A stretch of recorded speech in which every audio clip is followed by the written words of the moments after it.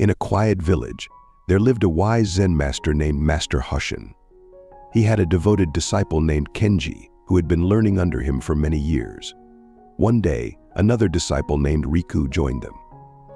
Riku was eager and quick to learn, and soon he was grasping lessons much faster than Kenji.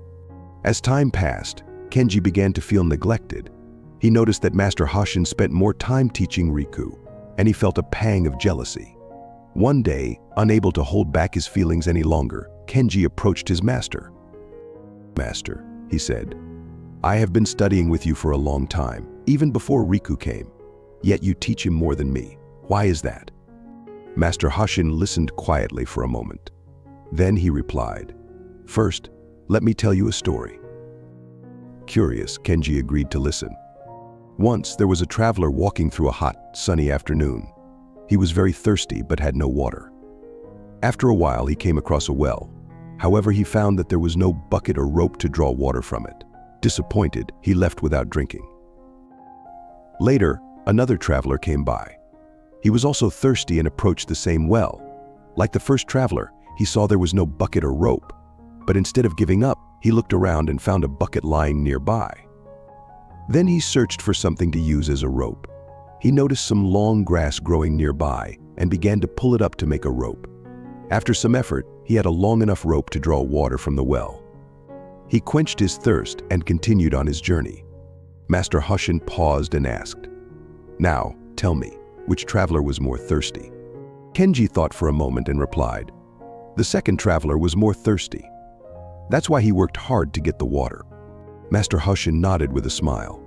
"You are correct. The second traveler's thirst drove him to take action. This is the same with Riku.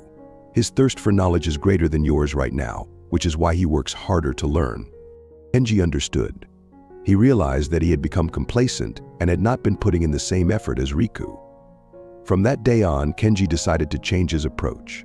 He began to study harder, ask more questions, and seek knowledge wherever he could find it. As time passed, Kenji's thirst for learning grew. He discovered that learning was not just about gaining knowledge, it was about growing as a person. He learned from his master, from Riku, and even from the world around him. Master Hoshin watched Kenji's transformation with pride. He knew that the journey of learning is never ending. It is a path that brings joy, curiosity, and a sense of purpose.